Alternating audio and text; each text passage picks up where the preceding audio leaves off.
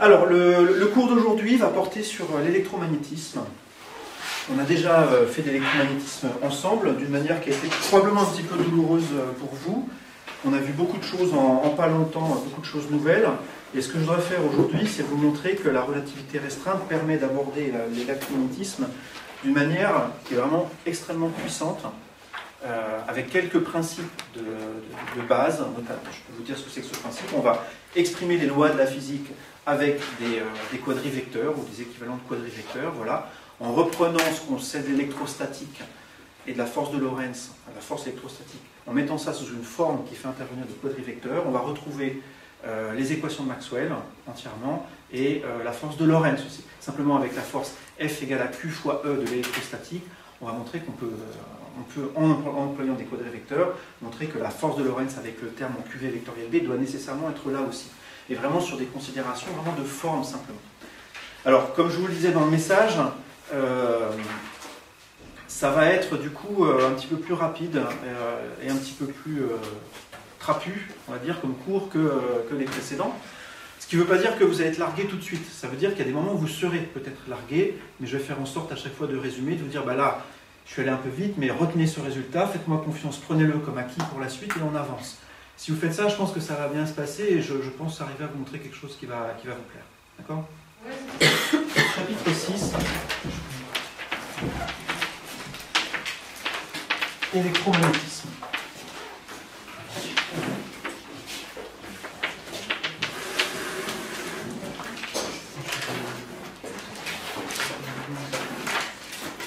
Et alors je vais commencer par quelques considérations formelles, ça va remettre le titre de la section.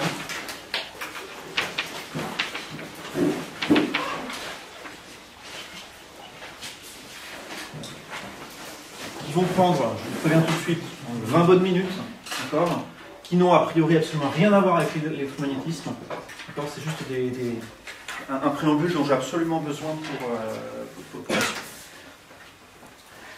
Alors, un rappel, vous vous rappelez ce que c'est qu'on avait appelé un quadrivecteur. Je vais noter ici 4 vecteurs. Ce qu'on a appelé un quadrivecteur dans l'ensemble du cours, c'était quelque chose comme ça, avec un trait en bas. Je vais l'appeler W, ce quadrivecteur. Et c'est quelque chose qui a 4 composantes, que je vais noter W avec un T pour la composante temporelle, WX, WY et WZ. Et je mets ici les indices en haut et non pas en bas pour une raison qui va devenir claire dans 5 minutes. Essentiellement, donc, ce que j'ai écrit ici, ce sont les 4 composantes du quadrivecteur. Les quadrivecteurs, ce sont des objets à 4 composantes comme ça et qui en plus ont une propriété fondamentale, c'est de se transformer de manière bien précise quand on fait un changement de référentiel. Ça se transforme en multipliant ça par la matrice de Lorentz. Un quadrivecteur, c'est donc un objet comme ça qui se transforme par un changement de référentiel selon, et alors je vais l'écrire d'une manière aussi un petit peu formelle, W', le prime ici ça veut dire c'est dans le nouveau référentiel, et je vais mettre ici un mu pour dire que c'est la composante, une des 4 composantes ici, T, X, Y ou Z, donc mu va prendre 4 valeurs possibles, 0, 1, 2, 3 pour le temps X, Y ou Z, donc mu ici c'est un indice qui va prendre 4 valeurs possibles, chacune de 4 répondeurs, et dans le nouveau référentiel, les coordonnées de W' sont reliées aux anciennes. W. Alors ici, je vais mettre un autre indice, vous allez comprendre tout de suite pourquoi. Et je vais noter ça comme ça. L nu, où ça c'est un élément à 2 indices. Un indice nu et un indice nu. Autrement dit, pour vous, c'est une matrice, c'est un élément 4, 4. Il y a 4 valeurs possibles pour nu, 4 valeurs possibles pour nu. Donc il y a 16 valeurs en plus, c'est une matrice. Et ça, c'est la matrice de Lorentz. Et dans la notation qui est ici, j'ai appliqué une convention que je vous avais mentionnée assez tôt dans le cours, mais je vais la répéter ici. C'est la convention des indices répétés. Vous voyez que l'indice nu qui est ici est répété avec l'indice nu qui est là. Et ça, ce que ça veut dire, c'est la seule fois que je l'ai écrit dans le cours, après je vais simplement supposer que vous avez compris cette notation. C'est la somme de nu égale 0 à 3 sur tous les nus de tout ça. C'est-à-dire, et je vais l'écrire de manière très explicite, une bonne fois pour toutes aussi, c'est L mu T fois WT plus L mu X WX plus LY mu Y plus L mu Z WZ.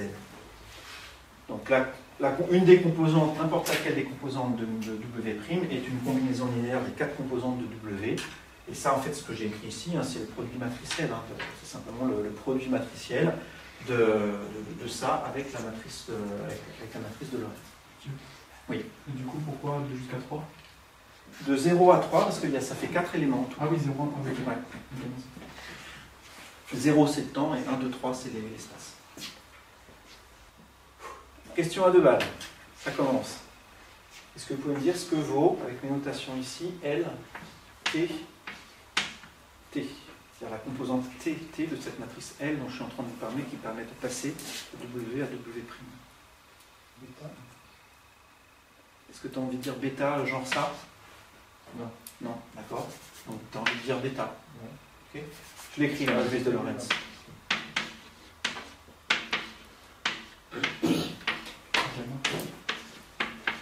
Ouais, c'est gamma en fait. La matrice L qui est ici, hein, qui est là ou celle-là, c'est cette matrice-là. Donc les lignes mu, ça c'est mu égale T, mu égale X, mu égale Y, mu égale Z, et la composante TT, c'est celle-là, c'est gamma 2. La composante TX, ça serait celle-là, TY, c'est celle-là, etc. C'est ça que veut dire cette notation. Donc, un quadrivecteur, c'est une quantité, donc un ensemble de 4 composantes qui se transforme de cette façon-là quand on fait un changement de référence.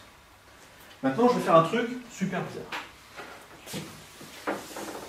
Je vais construire un autre objet, et je vais noter aussi W, mais cette fois-ci, je vais lui mettre les indices en bas. Je vais mettre W mu avec l'indice en bas. Vous remarquez que là, ils sont tous en haut, hein, les indices sur les W. Celui-là, je vais le définir comme, je recopie le WT qui est là-haut, et je mets un moins devant toutes les composantes spatiales. Pour l'instant, ne vous demandez pas pourquoi je fais ça, voilà, c'est simplement, j'ai envie de le faire, je suis un fou débile qui a des idées bizarres, et je décide d'introduire cette notation. Il se trouve que cette quantité-là se transforme aussi d'une manière très particulière quand on fait une transformation de Lorentz. On va voir que ce n'est pas celle-là, mais c'est relié d'assez près à la transformation de Lorentz.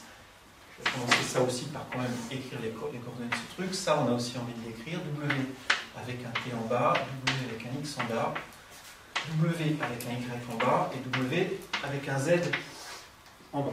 Donc les composantes de W avec les indices en bas sont reliées aux composantes de W avec les indices en haut de cette manière-là. Les composantes spatiales changent aussi, les composantes temporelles, non. Il n'y a rien à comprendre, hein, c'est une définition, je suis en train de vous dire, voilà, j'introduis ça. Maintenant, comment se transforme comment se transforme W avec un indice en bas? Donc, la question que je pose, c'est finalement que vaut W' avec un indice en bas? Je vais en prendre une bien particulière, je vais prendre la composante temporelle, par exemple. Bah, pour ça, il suffit, je sais comment se transforme le W avec un indice en haut, ça c'était ce qui était écrit ici, et je sais comment sont reliés les W indices en bas avec les W indices en haut. Le W avec son indice en bas, pour la partie temporelle, c'est celle qui est ici, bah, l'équation qui est là me dit que c'est celle avec l'indice en haut. C'est la même chose en fait. Pour la composante temporelle, c'est la même chose qu'avec l'indice en haut. Donc je peux aussi l'écrire de cette manière-là. Et ça, d'après l'équation qui est en dessous, ça je sais exactement comment ça se transforme, c'est écrit ici. Il suffit de prendre cette équation-là avec mu est égal à t. Donc je remplace partout là-dedans t égale mu. Je vais prendre la dernière ici, parce que j'ai tout explicitement. Donc je suis en train de prendre cette équation-là avec mu égale t. Donc c'est LTT fois W avec un t en haut, plus L TX W avec un x en haut, plus LY T W avec un y en haut, plus LTZ W avec un z en haut. Donc j'ai vraiment repris ça en remplaçant mu par t ici. Ça, je vous ai demandé il y a 2 secondes ce que c'était que ce terme-là, vous vous en rappelez? Ça c'est gamma. Voilà. W avec un t en haut, c'est W avec un t en bas, c'est la même chose, je le remplace ici, c'est ce qu'on me dit l'équation qui est là. Plus, que vaut ce terme-là? LTX. Vous avez la matrice en tête, ouais, c'est moins gamma bêta, effectivement. C'est le deuxième, c'est pas celui qui est sur la diagonale, mais c'est le suivant. Donc ça, c'est moins gamma bêta, lui, plus fois Wx en haut. Le Wx en haut, ici, est relié au Wx en bas par un signe moins. Donc si je veux tout exprimer à partir des coordonnées avec les indices en bas, ça fait plus. Ici, c'est un moins par un moins. Le moins qui vient de L et le moins qui vient du passage de l'indice en haut à l'indice en bas donne ici un plus. Moins ce terme-là. Plus, que vaut le LTY? Ouais, c'est un 0 dans la matrice, et lui aussi. Donc en fait, ça donne simplement ça. Et vous voyez ici comment se transforme du coup la composante T du W' en fonction des indices, des W avec les indices en bas ici. Vous voyez que c'est différent de la manière dont se transforment les quadrivecteurs usuels. Je vais réécrire juste pour mémoire ce que donne l'équation qui est ici avec pour la composante T. Je le rappelle ici, W' avec la composante T en haut, c'est-à-dire celle-là, c'est l'équation qui est ici, où je reprends mu égale T, ça fait ici gamma, fois WT en haut. Et ici, attention, c'est là où ça change, on se retrouve avec ça, on a dit que ça valait moins bêta gamma, Wx en haut, et ici plus 0, plus 0.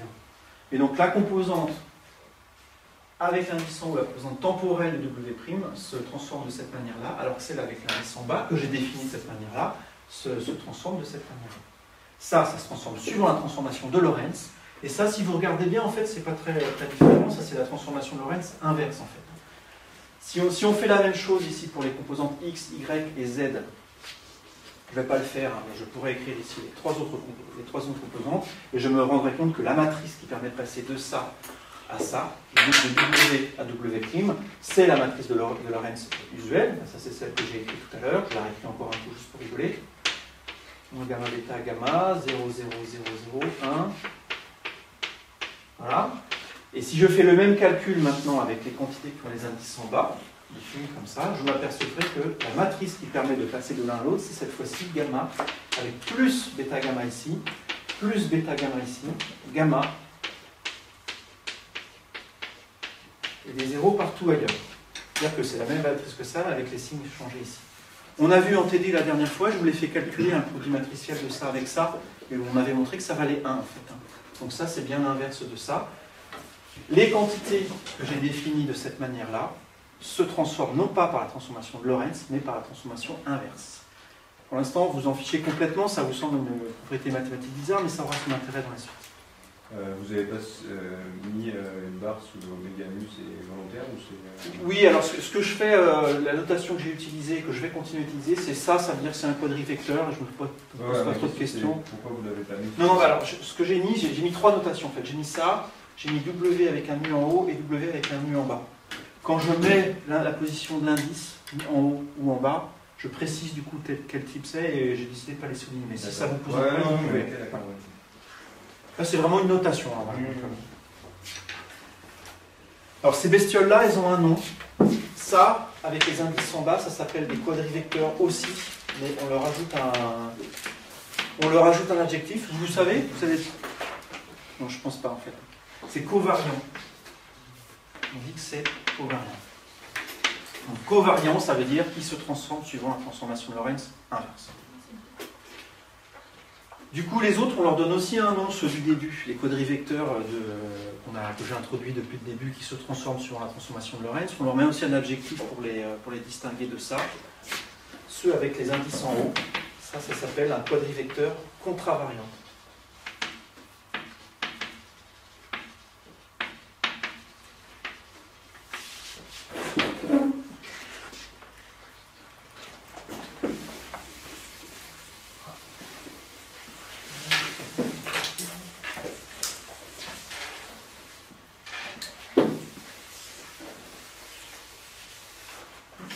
Et alors, on a une propriété qui va jouer aussi un rôle dans la suite. Quand on fait le produit suivant, imaginez que je calcule W mu en bas, W mu en haut. Les indices sont répétés ici, ça veut dire que c'est une somme. Donc, ce que ça veut dire ça, avec la convention des indices répétés, c'est WT en bas, WT en haut, plus WT en WX, WX, WY, WY, plus WZ, WZ. Donc c'est ça que veut dire la notation, c'est la notation qui est là, la notation la sommation implicite sur les indices répétés, c'est ça.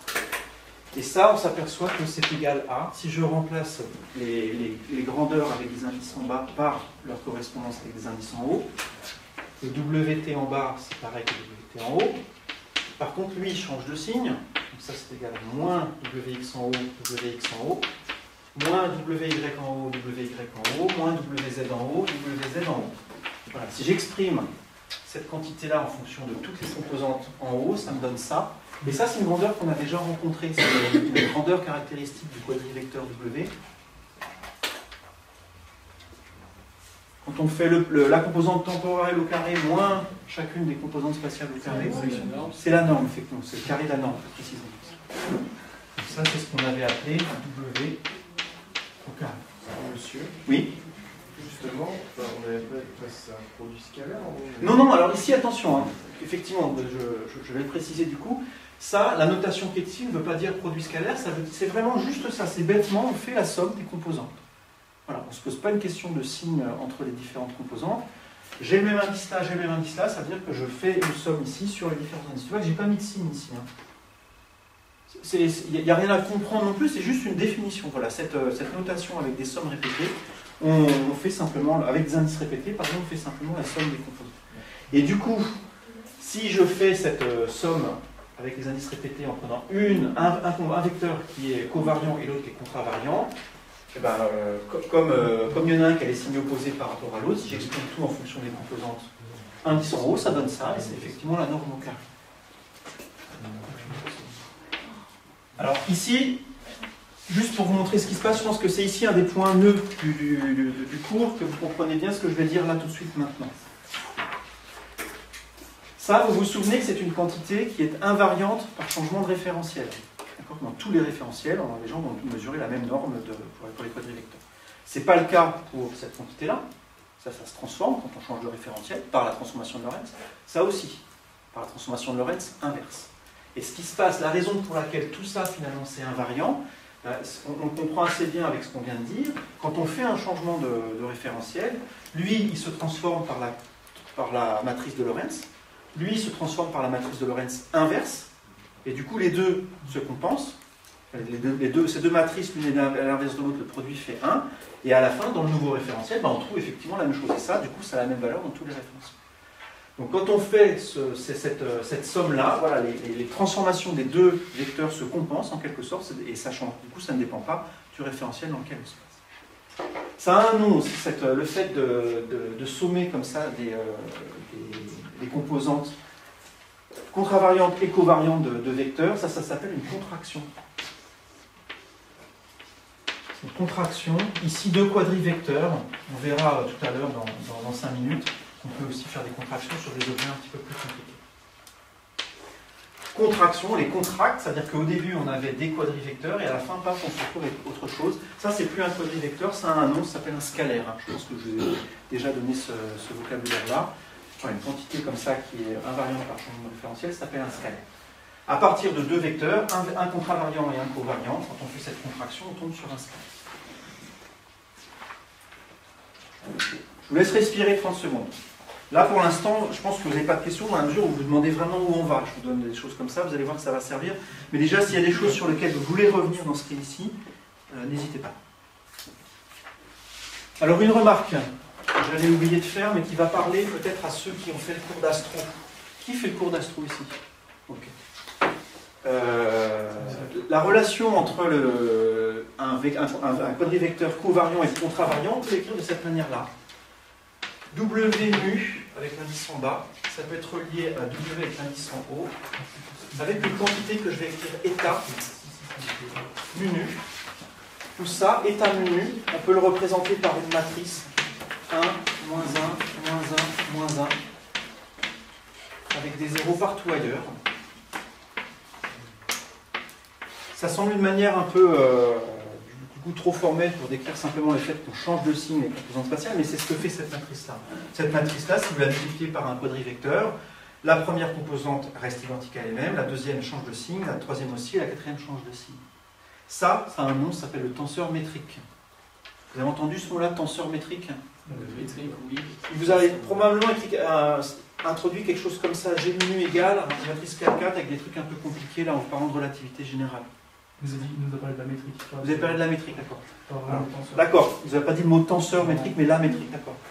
Donc le mot la métrique, c'est un mot de jargon pour parler du tenseur métrique, effectivement, et c'est ce bonhomme-là, en fait. Lui, il joue un rôle important quand on fait de la relativité générale. Bon, c'est juste une parenthèse, mais voilà, on peut aussi écrire... On peut écrire ça sous cette forme-là. Là, il y a aussi une somme sur les nus. Hein. Ça veut dire que c'est une multiplication en quelque sorte d'un vecteur par une matrice. Alors, je vais vous donner un exemple de vecteur covariant, parce que pour l'instant, je vous l'ai introduit comme une construction de l'esprit. Voilà, je me dis, bah, imaginons qu'on fait ça, j'ai le droit, c'est moi le chef, je décide. Mais en fait, il y a des cas physiques qui effectivement conduisent à ce type d'objet. Et je vous propose pour ça de considérer l'objet suivant. Je dis l'objet parce que je n'ai pas trop envie de dire quel type d'objet c'est. Je prends une fonction phi qui est absolument quelconque et je prends un objet à 4 composantes, donc ça va peut-être être un quadrivecteur, peut-être pas, gros suspense. Enfin non, pas de suspense, vous avez compris, ça va être un vecteur du type covariant que je viens de vous présenter là. Je prends les dérivés de phi par rapport au temps, et je mets un facteur c pour que ça ait plus la même dimension, par rapport à x, par rapport à y, par rapport à z. S'il n'y avait pas eu ça, vous l'auriez appelé comment ce bonhomme-là? Ça serait le gradient, effectivement. Donc ça, du coup, on l'appelle le quadrigradient.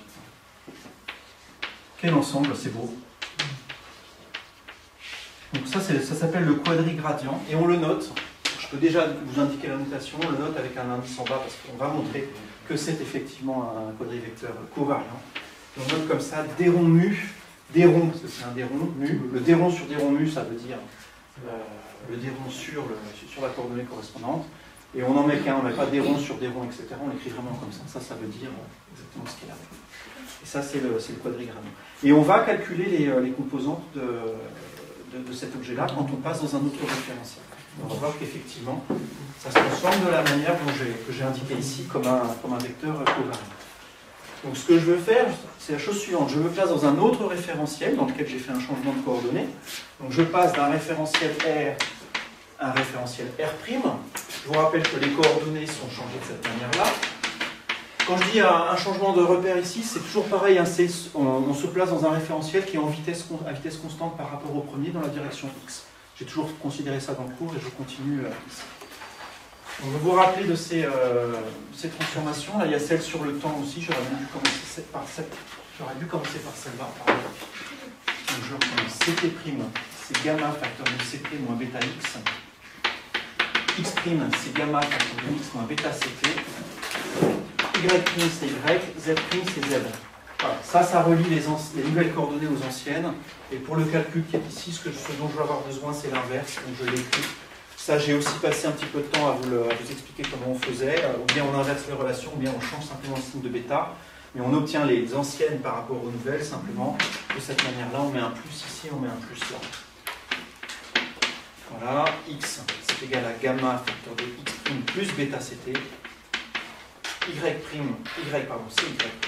et z', c'est égal à z. Z, c'est égal à z'. Donc ça relie les anciennes coordonnées aux nouvelles, et c'est ça dont on va avoir besoin dans ce que je vais faire tout de suite. Donc quand on passe du référentiel R à R', on a envie de savoir comment se modifie cet objet-là. C'est-à-dire, je vais prendre par exemple la première des coordonnées ici. La première coordonnée de cet objet-là, attention, la première coordonnée de cet objet-là dans le nouveau référentiel, c'est d rond phi sur d rond ct'. Il faut dériver maintenant phi, non pas par rapport à t, mais par rapport à t'. Donc je vais exprimer cette quantité-là. Et c'est là où il faut se rappeler des choses sur les fonctions de plusieurs variables. Vous l'avez probablement vu en thermodynamique. Ah non, pas la thermo, si la thermo. Ça s'écrit de cette manière-là. Je peux l'écrire en fonction des dérivés de phi par rapport à t, x, y et z de la manière suivante. Ça s'écrit comme d rond sur d rond ct fois d rond ct sur d rond ct', plus, alors je l'écris complètement et puis vous me dites si ça vous dit quelque chose ou pas. D rond x sur d rond ct', plus d rond phi sur d rond y, d rond y sur d rond ct', plus d rond phi sur d rond z fois d rond z sur d rond c t'. Ça, c'est ça s'appelle la dérivée par rapport à une variable qui dépend. Enfin, c'est la dérivée d'une fonction qui dépend implicitement de cette t' via ses coordonnées internes t, x, y, z. Et donc, ça s'écrit de cette manière-là. Vous avez déjà vu des relations de ce type-là? Ça vous dit rien? Un petit peu? Oui? 4 fois. Ouais, Vas-y, 4 fois. 4 fois le truc qu'on a de l'autre côté, qu'on a à gauche. 4 fois ça? Ouais. Ça, là? Ouais. Non, non, justement, hein, c'est... alors, je vais vous faire un exemple tout bête. Prenez, vous ferez chez vous, à la limite, pour vous en convaincre. Prenez une fonction f de x, y, avec x égale à t carré et y égale à t cube. Voilà. Vous calculerez d rond f sur d rond t. Bon, alors ça, on peut le faire, en fait. Allez, je le fais. Alors, par contre, mon tableau il va être un peu pourri, donc tant pis. Je vais l'écrire ici. Imaginons qu'on a une fonction f de x, y. Et la fonction f, ça va être x plus y.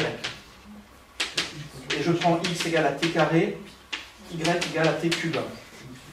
Et je vais appliquer la formule qui est ici. Je vais vous montrer effectivement pourquoi. Si on dérive f par rapport à t, c'est ça que je veux faire. D rond f sur d rond t. C'est donné par, si j'écris bêtement ce que ça donne ici, ça c'est t2 plus t3 finalement. Donc je peux dériver directement par rapport à t. Ça fait 2t plus 3t2. C'est ça qu'on va trouver à la fin. Est-ce que vous êtes d'accord avec le fait que quand je dérive ça par rapport à t, j'obtiens ça? Ça va? Si je le fais maintenant de la deuxième manière qui est ici, c'est aussi égal à d rond f sur d rond de la première coordonnée, c'est d rond f sur d rond x ici. D rond f sur d rond x, ça fait combien? 1 fois d rond x sur d rond t. Ça fait quoi d rond x sur d rond t? dt. Plus d rond, je prends un deuxième terme, d rond f sur d rond y. C'est quoi d rond f sur d rond y? C'est 1 fois d rond y sur d rond t, 3t2. Ça donne effectivement la même chose. Cette expression-là, elle vous dit que quand phi dépend de plusieurs variables, ben, si je dérive par rapport à t', le fait que toutes les variables individuellement dépendent de t' vont contribuer à la dérivée. Si ça ne vous est pas clair, je vous propose ça de l'admettre pour l'instant. Ça, c'est le truc, on peut effectivement y passer un quart d'heure et ce n'est pas le cœur de ce que je vous dis. Donc ça, faites-moi confiance, elle est effectivement valable, cette expression-là.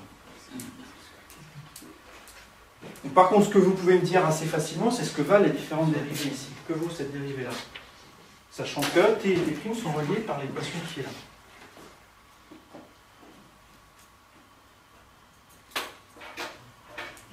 Gamma. Gamma bêta. J'entends gamma et j'entends gamma bêta. Non, gamma. Gamma, effectivement. Donc ici, si je dérive ça par rapport à t', c'est ce terme-là. Bah, CT, c'est gamma fois CT', donc j'y arrive ça par rapport à CT', ça donne gamma. Il vaut simplement gamma. Que vaut ce terme-là? D rond x sur d rond CT'. Donc du coup, que vaut la dérivée de x par rapport à CT'? Gamma bêta. Que vaut la dérivée de y par rapport à CT'? 0, il n'y a pas de CT' là-dedans, et la dérivée de z par rapport à CT', 0. Donc ça fait 0, ça fait 0, et ce qui reste là-dedans, c'est simplement gamma fois d rond phi sur d rond ct plus gamma bêta d rond phi sur d rond x. Effectivement, ça c'est exactement ça se transforme donc de la manière covariante dont j'en ai parlé tout à l'heure. C'est un plus si c'est pas un moins. Si c'était un quadrivecteur, sa composante temporelle se transforme de cette manière-là avec un moins là. Ici c'est un plus, donc ça c'est effectivement la composante temporelle d'une quantité covariante. On pourrait faire la même chose, je ne vais pas le faire ici, mais on pourrait faire la même chose avec d rond phi sur d rond x', y', z', et vous verriez qu'effectivement cette quantité-là se transforme de manière covariante et non pas contravariante. Donc ce machin-là, la d rond mu, prendre le quadrigradient, ça mène ça à une quantité qui est covariante. C'est le dernier truc, la dernière pièce du puzzle qui va jouer une importance dans la suite. Qui va jouer un rôle, pas jouer une importance. Alors, à partir de maintenant, donc là on a quelques éléments, gardez-les en tête. C'est, comme je vous l'ai dit, les pièces d'un puzzle qu'on va mettre ensemble. J'ai besoin maintenant d'introduire une dernière notion, un mot que vous avez entendu, que j'ai prononcé moi-même, mais je n'ai pas expliqué ce que c'était. Je voudrais vous parler maintenant de la notion de tenseur. Est-ce que quelqu'un parmi vous sait ce que c'est un tenseur ou a une idée ou... Ça ressemble à des matrices. C'est vrai que ça ressemble à des matrices. Tu aurais dit ça aussi?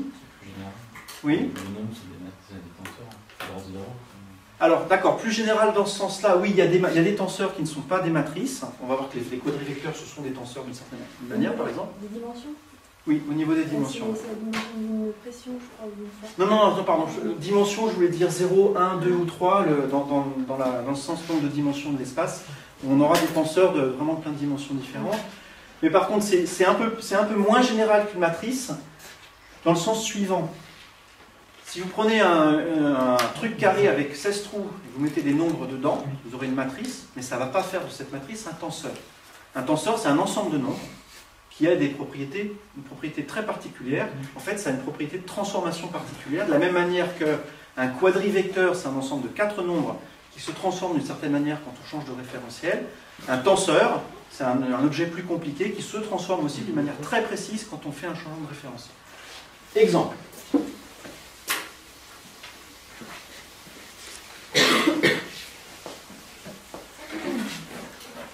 Imaginez qu'on dispose d'un premier tenseur, imaginez qu'on dispose d'un premier quadrivecteur, V mu, d'un deuxième quadrivecteur, W mu. Je mets les indices en haut ici pour dire que ce sont des quantités contravariantes, c'est les quadrivecteurs de d'habitude, et donc ça, ce sont des quadrivecteurs. Et imaginez que je construise l'objet suivant, que je vais noter T avec deux indices en haut, T mu, qui est le produit de V mu avec W nu. Il n'y a pas d'indice répété ici, donc ce n'est pas une somme. Ce que ça veut dire ici, c'est que ça, c'est un objet, vous pouvez effectivement en faire une matrice, et ce que vous allez mettre sur la première ligne ici, c'est donc pour mu égale à 0, vous allez faire mu égale à 0, donc vous allez prendre la composante 0 de V, et vous allez multiplier ici par Vt, par Vx, par Vy et par Vz. Donc si je veux le mettre en fonction des composants, ça va donner quelque chose comme ça. Vt, Wt, Vt, Wx, Vt, Wy et Vt, Wz. Je ne sais pas si c'est très visuel, c'est bien séparé ces machins-là. C'est ça, puis ça, puis ça, puis ça. Et ensuite on fait pareil avec Vx, Vy, Vz. J'ai super la flemme de tout écrire, mais je vais le faire quand même.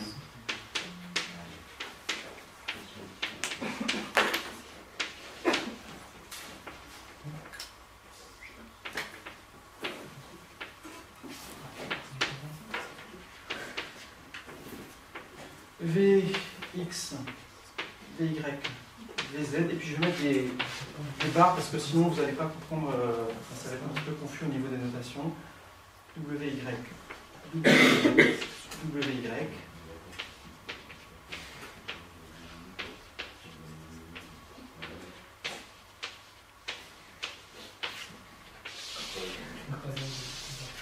voilà.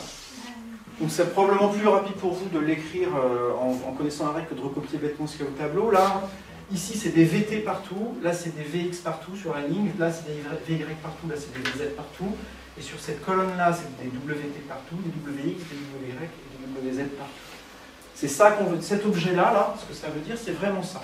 La composante, par exemple, mu égale 2 et nu égale 3, bah, on prend ici mu égale 2, nu égale 3, donc c'est la deuxième composante de V qu'on multiplie avec la troisième composante de W. Cet objet-là, donc lui on sait que si V et W sont des quadrivecteurs, on sait exactement comment ils se transforment par une transformation de Lorentz, puisque si je passe dans un nouveau référentiel R', je passe de R à R', lui, le V, il devient W' mu avec la transformation de Lorentz usuelle. Le W ici devient W' mu avec la transformation de Lorentz usuelle aussi. Et voilà, donc lui se transforme de cette manière-là. Le T' mu nu est donné simplement par le produit de ces deux trucs-là. Et donc c'est donné par, si je veux introduire la notation de tout à l'heure, alors attention. Dans la notation de tout à l'heure, j'avais écrit que V mu, c'était égal à L mu. J'avais mis un prime ici. Et je vais mettre ici alpha alpha. Vous vous rappelez, c'était quasiment à cet endroit-là sur le tableau. Je vous avais écrit la transformation de Lorentz. On peut l'écrire de cette manière-là avec la convention des indices répétés. Ça, c'est une matrice de Lorentz. On a ici alpha, alpha qui est répété. L'indice mu, c'est le même que lui. Voilà comment V se transforme par changement de différentiel. Je vais faire pareil pour W'. C'est donné par L bêta nu V bêta.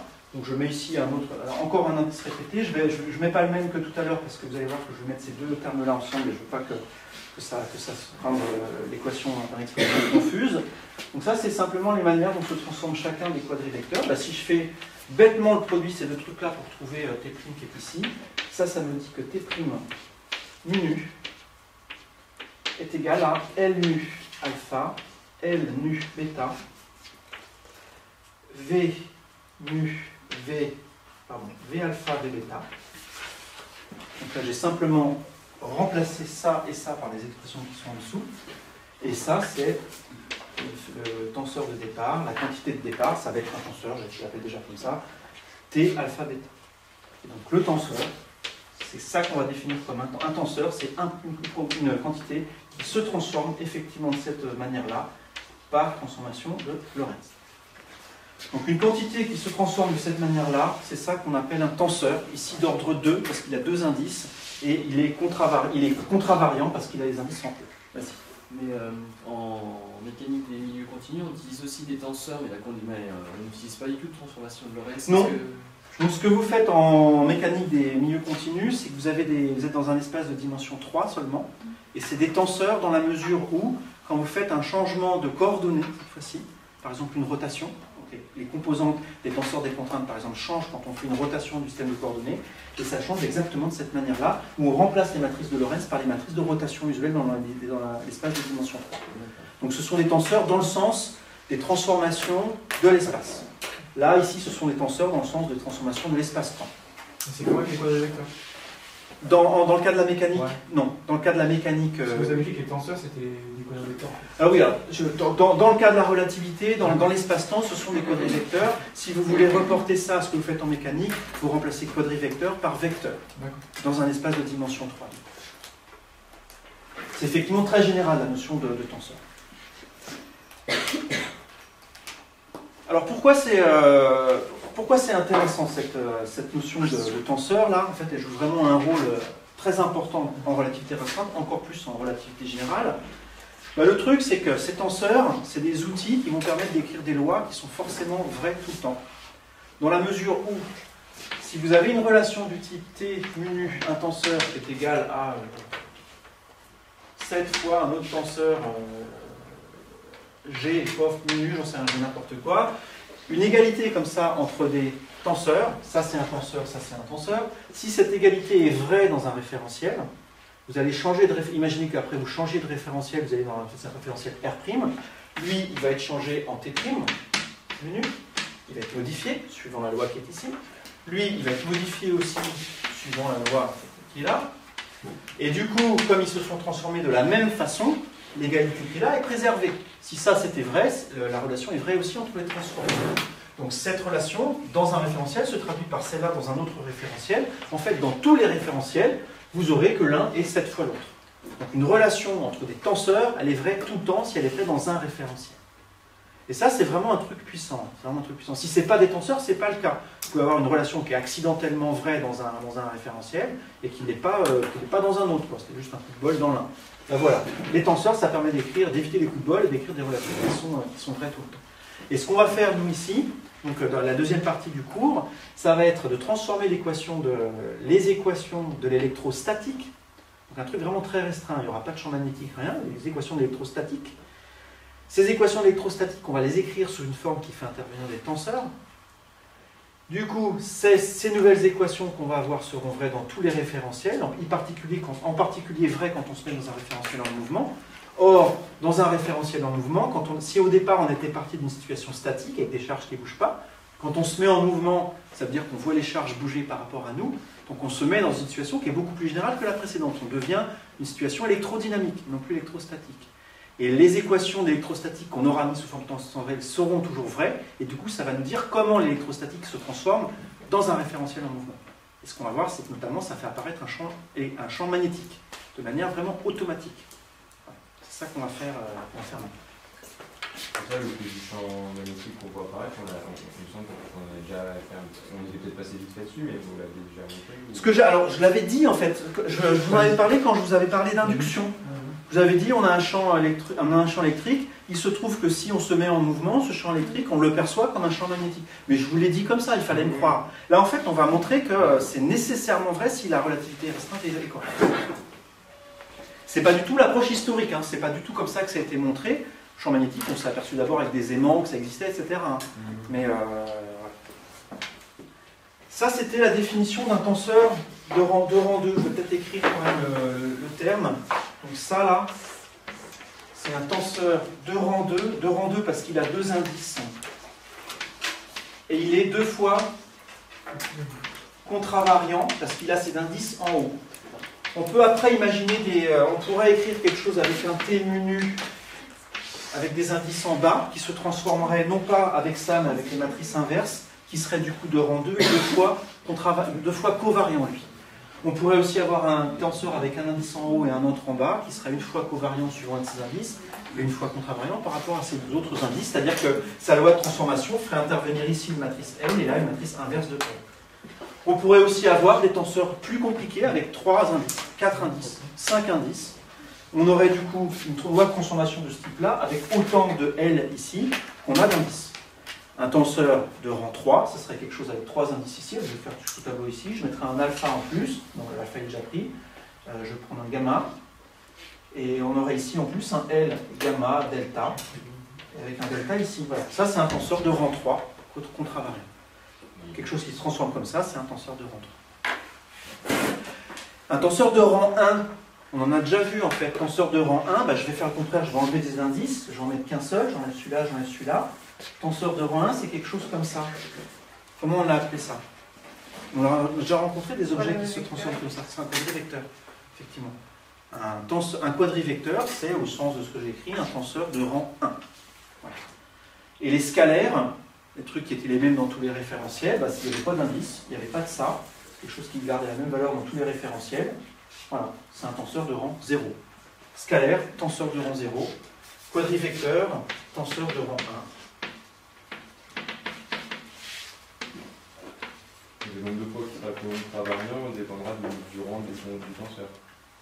C'est ça, un tenseur, par exemple un quadrivecteur, il ne peut pas être 2 fois contravariant, puisqu'il n'a qu'un seul indice. Voilà, il sera une fois contravariant ou une fois covariant, point.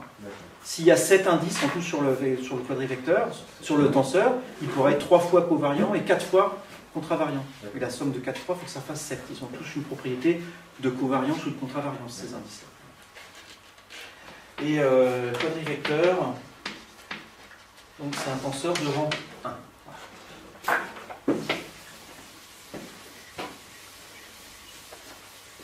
Et alors, ça, c'est des pièces de domino qu'on peut mettre ensemble. Et toute dernière règle formelle, et après vraiment on passe à la suite. Parfait. Dernière règle formelle vis-à-vis de ça, c'est que quand on contracte des tenseurs, si je contracte un tenseur, je vais prendre un truc vraiment, un tenseur de fou, quoi. Alpha, bêta, gamma, epsilon, avec un autre tenseur G, alpha, bêta, nu, par exemple. Voilà. Un tenseur de rang 4 qui est complètement covariant. Ici, un tenseur de rang 4 qui est complètement contravariant. Je l'ai contracté dans le sens où j'ai fait une somme sur ces indices. Vous voyez que si l'alpha est répété là et là, vous voyez que le bêta est répété là et là. Donc en fait, il y a une double somme ici. On a sommé sur toutes les composantes, les premières composantes de T avec toutes les premières composantes de G, et pareil avec les deuxièmes.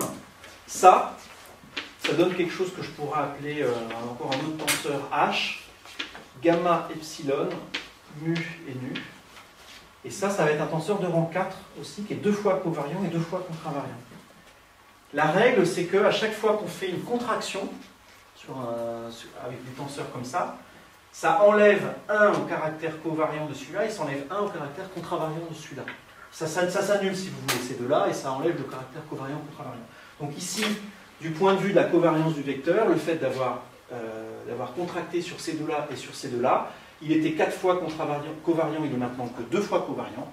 Celui-là, il était 4 fois contravariant, il n'est plus que 2 fois contravariant.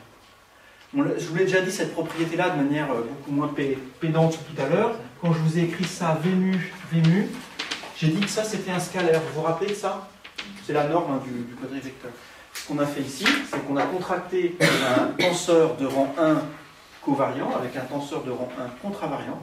Et donc, ils ont perdu leur caractère contra et covariant. Et ça donne quelque chose qui n'est plus rien, c'est un scalaire. Et celle dont on aura besoin, il n'y en a qu'une en fait, donc on va avoir besoin dans la suite. Je donne ici un peu le cadre général, que vous voyez que ce que je vous raconte, ça s'inscrit quand même dans quelque chose qui est construit, etc. Mais si vous n'avez pas suivi tout, c'est pas grave. Il y a juste un cas que je vous demande de retenir pendant quelques minutes, c'est ça. Si je contracte un vecteur covariant avec un tenseur 2 fois contravariant comme ça donne un, je vais appeler W, ça donne quoi d'ailleurs? Un vecteur, ouais, qui est comment? Contravariant. Je vais le noter avec un numéro. Donc effectivement, en contractant un vecteur covariant avec un tenseur 2 fois contravariant, on obtient un vecteur contravariant. Ça, on va en avoir besoin tout à l'heure. Ça, c'est un truc de fou. On va voir que c'est ça qui va nous dire beaucoup de choses. Ça a l'air de rien, mais c'est vraiment puissant. D'ailleurs, celle-là, je vais la laisser dans un coin. On va avoir besoin que de ça dans la suite, quasiment.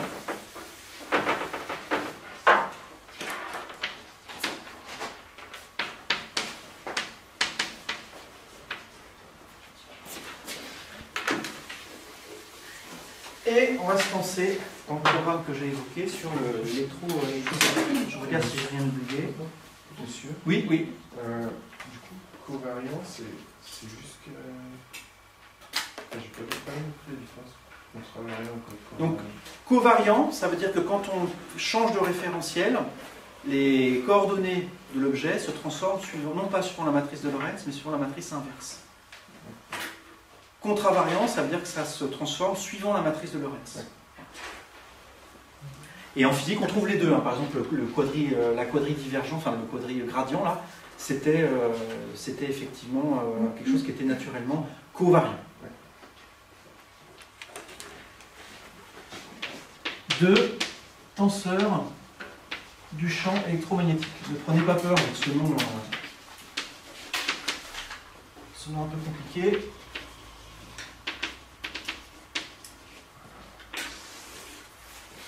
Donc le programme, c'est le suivant. On va se placer dans une situation statique dans laquelle on suppose qu'on connaît les lois de l'électrostatique et on va essayer d'écrire ces lois sous des formes qui feront introduire des quadrivecteurs ou des tenseurs. C'est ça l'idée. Et après, on verra que la dernière étape, ça va être de tirer les conclusions physiques de ça. Et ça va vraiment prendre juste 2 minutes. C'est très simple une fois qu'on a écrit les équations. Est-ce que vous pouvez me donner quelques propriétés du champ électrostatique? Qu'est-ce qu'on sait du champ électrostatique? C'est quoi le champ électrostatique? Le champ électrique, en fait. Allez, juste un truc intéressant. Il existe partout dans l'espace. Et il oui, c'est vrai. Et il est perturbé par la présence des charges. Oui, comment? En fait, il est même créé par la présence de charges. Parce que s'il n'y a pas de charge, il n'y a pas de champ électrique. Ok. Il change. Il change de direction. Dans le temps, un coup il est là, un coup il est là. Non, spatialement. Non, les charges. Suivant l'espace, et toi tu dis suivant les charges. Oui, si je rajoute une charge, ça modifie. Oui, ok, donc il dépend des charges. Alors comment? Si je vous donne une distribution de charges, je vous dis il y a une charge là, une charge là, est-ce que vous êtes capable de me dire comment est le champ électrique partout? Oui. Ça fait plus carré sur. Enfin, non, ça dépend du signe des charges. Q1, QB. Alors ça, tu vas me donner la force. Ah oui, dans le champ, il n'y a qu'une seule charge, c'est la charge qui crée. Sur Q, epsilon 0 et R carré. Sur R carré. Ok. Et puis il y a un U, probablement, qui est un vecteur unitaire radial. Ok. Alors, ça c'est le champ dû à une charge. En fait, on peut montrer que cette loi-là, elle est équivalente à une autre. Elle se généralise en une autre, qui a une forme pas très sympathique, moins que celle-là. Je vais écrire l'équivalence sans vouloir insister sur le fait que c'est équivalent de l'édition, je m'en fous ici. Bref. Ça, on l'a vu sous la forme suivante. Divergence de E. Non, pas la divergence. Si. Rho sur epsilon 0. Est-ce qu'il y en a à qui ça parle un petit peu? Genre, ah ouais, on l'a déjà vu ou lu. Ouais. Ok. Vous en avez rêvé même. Plusieurs fois. Plusieurs fois. Ok. Donc ça, c'est effectivement... Encore une fois, on peut montrer que ça, c'est équivalent à ça. Je ne vais pas le faire ici du tout, mais c'est effectivement le cas. Donc ça, c'est une des équations de Maxwell, du coup. Mais c'est un peu pauvre d'appeler ça équation de Maxwell. Alors, l'équation de Maxwell, en général, on réserve ça au cas où on étudie l'électromagnétisme, les trucs qui varient et tout ça. Ça, c'est simplement dans le cadre de l'électrostatique. Voilà, on peut montrer que ça, c'est le cas. Ça va être une de nos équations de départ. Et c'est une des équations qu'on va essayer d'écrire sous forme tensorielle. Vous allez voir qu'en fait, elle est beaucoup plus simple sous forme tensorielle que ça. Ok, il y en a une autre aussi qu'on connaît du coup, qui fait intervenir la force. Je vais les écrire là. Là, ça va être le tableau des trucs dont je veux qu'on se rappelle. Est-ce que vous vous rappelez comment est reliée la force électrostatique au champ électrique? La charge sur le champ. Voilà. En gros, en électrostatique, si on sait, si on sait ce qui est écrit à droite là-bas, bah, c'est bon, on sait faire des calculs. Je ne dis pas que c'est forcément facile, hein, mais on a en tout cas les éléments en main pour le faire. Donc on voudrait écrire, ce que je voudrais faire maintenant, c'est écrire ces deux équations-là sous la forme de quadrivecteurs. Donc là, ça n'en est pas du tout, enfin, ou de tenseurs. Ça, c'est un vecteur normal, a priori. Bon, la divergence, c'est les dérivés de E par rapport aux variables d'espace. Je vais la réécrire, cette équation avec la divergence, parce que je ne sais pas si vous vous rappelez, vous avez tous en tête la définition de la divergence, mais c'est ça la divergence.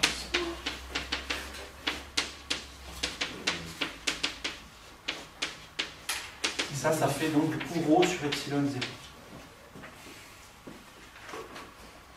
Alors quand je dis qu'on va essayer d'écrire cette relation-là sous une forme de quadrivecteur, donc je vais le faire de manière plus générale, je veux sous la forme de tenseur, de choses dont je sais comment elles se transforment quand on fait un changement de référentiel. Donc ça peut être éventuellement des scalaires, des quadrivecteurs ou des tenseurs d'ordre plus élevé. Je m'intéressais au terme de droite de cette équation-là. La densité, ρ, c'est la densité de charge, c'est la charge par unité de volume. Est-ce que vous avez un avis éclairé ou pas sur le fait que ρ serait ou non un scalaire? Est-ce que quand je fais un changement de référentiel, à votre avis, est-ce que la densité volumique de charge change ou pas? Ça ne change pas. Pourquoi?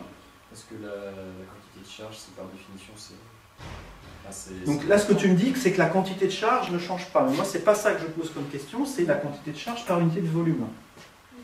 Or, imaginez que j'ai un cube qui fasse 1 mètre, qui fasse 1 litre, 10 cm. Oui, pourquoi? Bah, on a vu qu'il y avait une... Enfin, pour moi, c'est relié avec la relativité restreinte, et si on met un déplacement, oui, il y a une contraction des longueurs. Tout à fait. Une boîte qui fait 10 cm sur 10 cm sur 10 cm, si vous la regardez depuis un référentiel en mouvement, elle va être comprimée dans le sens du mouvement, donc elle va faire 10 cm sur 10 cm sur moins. Elle va être diminuée en fait d'un facteur gamma. Donc elle est gamma fois plus petite en volume. Donc une même quantité de charge, vue depuis un référentiel en mouvement, se retrouve comprimée dans un volume qui est gamma fois plus petit. Et donc la densité de charge est augmentée de gamma. Donc quand on fait un changement de référentiel, la densité volumique de charge, elle est changée. Rho' dans le nouveau référentiel, c'est gamma fois ρ. Donc ça veut dire que ce n'est pas un scalaire. Ça ne peut pas être un scalaire, ce n'est pas un truc qui est invariant par changement de référentiel. C'est changé. Donc déjà, on voit que ici, là, dans la version relativiste de ça, ça ne sera pas ici un scalaire qui fait mettre. Du coup, vas-y. Mais c'est vraiment comme ça?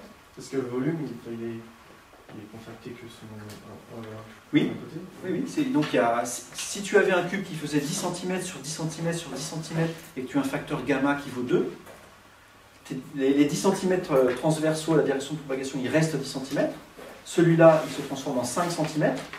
Donc ton volume, il est bien 2 fois plus petit. Ça serait gamma cube si toutes les grandeurs étaient changées d'un facteur gamma. C'est pas le cas. Ça répond à ta question? Donc ce qu'on va faire, on va essayer d'être plus malin quand même, de partir de ça, mais de voir à quelle grandeur relativiste ça peut correspondre. Si c'est pas un scalaire, on peut se dire peut-être que ça c'est le bout d'un quadrivecteur en fait. Ça, effectivement, le ρ qui est ici, peut-être que c'est le bout d'un quadrivecteur, c'est-à-dire que peut-être que, essayons de voir si l'équation qui est ici ne serait pas le bout de l'iceberg, il y a un iceberg qu'on va essayer de trouver ensemble, qui serait quelque chose comme ça.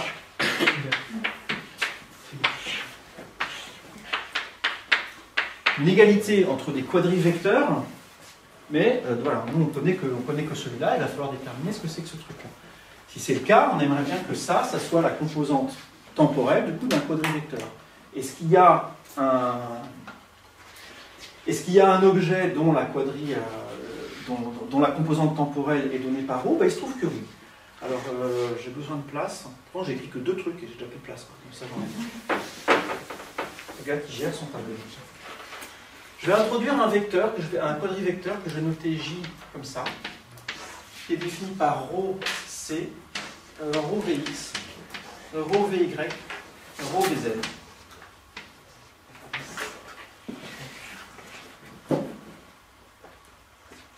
Donc le ρ ici est modifié quand on fait une transformation de Lorentz en étant multiplié par gamma. Et on a vu dans le cours, on a vu comment était transformé Vx, Vy, Vz. Je ne vais pas refaire le calcul ici. Donc là c'est un départ où je vous dis, on peut montrer que, mais je ne vais pas le faire explicitement. On peut montrer que ça c'est effectivement un quadrivecteur. C'est-à-dire que cette quantité-là se transforme comme un quadrivecteur. C'est même un quadrivecteur ici. Je vais l'écrire avec un indice en haut pour bien montrer que c'est, en plus on sait de quel caractère il est contravariant. Voilà. Cette quantité-là, on peut montrer qu'elle se transforme suivant la transformation de Lorentz. Et effectivement, du coup, le ρ qui est ici, c'est la composante temporelle du quadrivecteur J mu ici. Donc ça, on peut se demander, est-ce que ça ne serait pas par hasard égal à 1 sur epsilon 0 c fois J mu. Je mets un point d'interrogation ici. En tout cas, la composante temporelle qui est ici correspond effectivement à la composante temporelle qui est ici. Donc, voilà la première idée qu'on peut avoir pour transformer l'égalité de départ en un truc tensoriel au sens large, c'est d'écrire ça comme le terme de droite comme un quadrivecteur. Et du coup, on peut se demander si ça, c'est pas aussi un quadrivecteur. Il faut qu'à la fin, si ici c'est un quadrivecteur, il faut qu'on en ait un là aussi. On peut égaliser entre eux que des quantités qui ont le même... que des quadrivecteurs ou des tenseurs de même rang, etc. Ça n'aurait pas de sens de dire qu'un tenseur de rang 2 est égal à un quadrivecteur. Bon, alors lui, est-ce qu'on peut le transformer en un quadri quelque chose? Une des premières idées qu'on pourrait avoir, naïvement, vas-y, fais la naïve. Non, tu veux me poser une question? Oui. Oui, vas-y. Et ça existe? Ou c'est un objet mathématique inventé? Ça, là, du moment que je l'invente, ça existe. Hein. Non? Non, mais regarde. Comment ça pourrait exister autrement que comme ça? Non, parce que quand on fait des exemples, on dit toujours « Ah, ben un muon, il fait ça » ou « Un électron, il fait ça, machin ». Et là...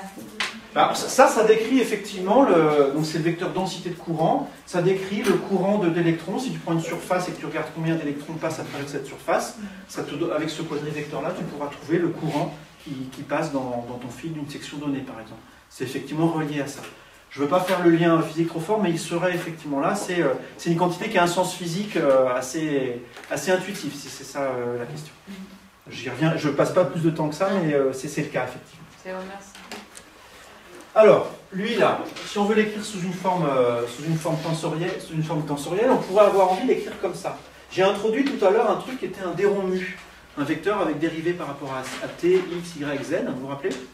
Et on pourrait écrire, tiens, je vais introduire un vecteur champ électrique, E mu, un quadrivecteur, qui serait quelque chose avec ici une composante temporelle, je ne sais pas trop ce qu'elle vaut, et ici ça serait EX, EY, et là EZ.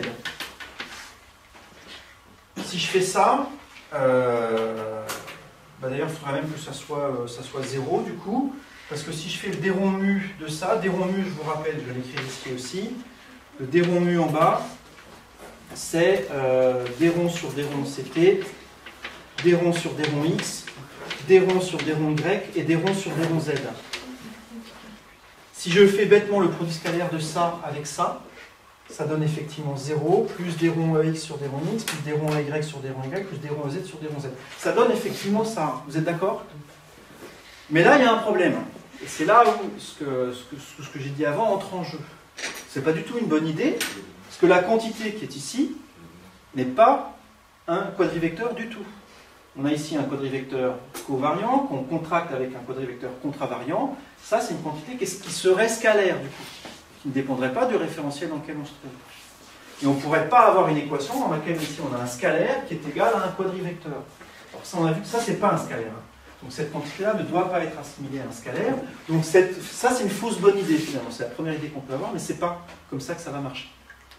Donc il faut trouver autre chose.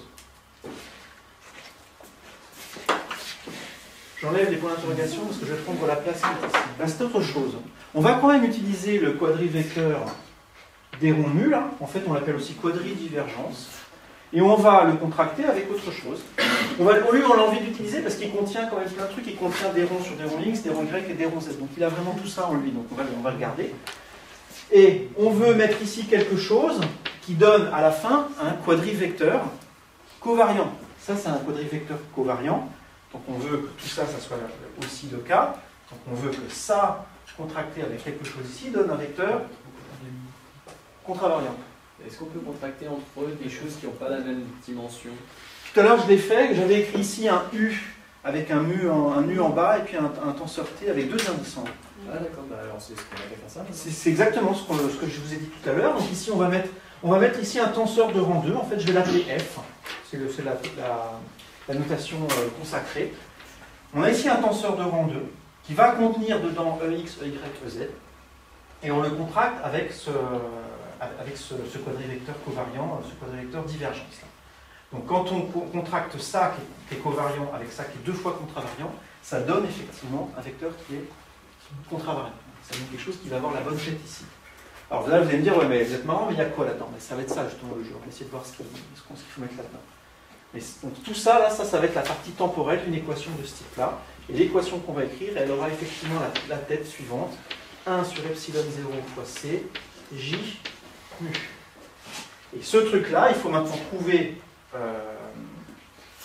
les composantes de ce quadritenseur-là pour que la composante temporelle donne effectivement la équation de laquelle on est parti. Le haut de l'iceberg, l'équation qui était ici, c'était la composante temporelle de ça.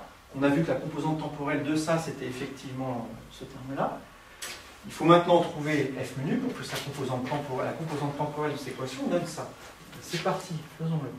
Qu'est-ce qu'on a envie de mettre? Alors je vais mettre pour l'instant juste des cases vides. Voilà. On va avoir 16 éléments à remplir dans f menu. Et on va vouloir que la composante temporelle de cette équation donne le terme qui est ici. La composante temporelle de cette égalité-là, c'est celle pour laquelle ici on a mu qui est égal à t. Mu égale à 0, si vous voulez. J'avais dit que mu pouvait prendre des valeurs 0, 1, 2 ou 3. La composante temporelle, c'est celle pour laquelle on a 0 ici et on a 0 ici. La composante 0 de f menu, c'est la première ligne qui est ici. F0, 0, c'est lui. F01, c'est lui. F02, c'est lui. Et F03, c'est lui. Donc déjà, on ne va pas pouvoir pour l'instant déterminer les composantes qui sont là. L'équation qui est ici va simplement nous permettre de remplir les trous qui sont ici. Et on veut qu'en appliquant le d rond mu, c'est-à-dire en appliquant d rond sur d rond ct, d rond sur d rond x, d rond sur d rond y et d rond sur d rond z, c'est trop petit, c'est de manière pourrie. En appliquant ça là-dessus, on trouve l'équation qui est là. Je vous rappelle ce que ça veut dire la notation qui est là. C'est-à-dire qu'on a une somme sur les indices répétés, c'est-à-dire que je fais d rond 0 fois F00 plus d rond 1 F01 plus d rond 2 F02, etc. Donc ce que ça veut dire, c'est que je vais faire la dérivée temporelle de ça, plus la dérivée par rapport à x de ça, plus la dérivée par rapport à y de ça, plus la dérivée par rapport à z de ça. C'est ça que veut dire la notation qui est ici avec le d rond mu qui est là. Ben, si on veut que d rond sur d rond x de ça soit égal à ça, il faut qu'ici on ait EX. Il faut que ici on ait EY. Il faut que ici on ait EZ. Si je mets effectivement ces trois composantes du champ électrique dans cette partie du tenseur, ça va être le tenseur du champ électromagnétique, ça, on voit que effectivement ce terme-là agit sur lui, lui sur lui, lui sur lui, et ça donne le terme qui est là. On veut en plus qu'il n'y ait pas de composante temporelle, là il n'y en a pas, donc il faut qu'on ait 0 ici. Voilà. Ben, si je mets 0 sur la première ligne, ici, la composante temporelle de cette équation-là donne effectivement ça. Vas-y. Mais on n'est pas obligé de mettre 0, il faut mettre un truc qui ne dépend pas du temps. Tout à fait. Alors, tout à fait. On peut mettre ici une constante.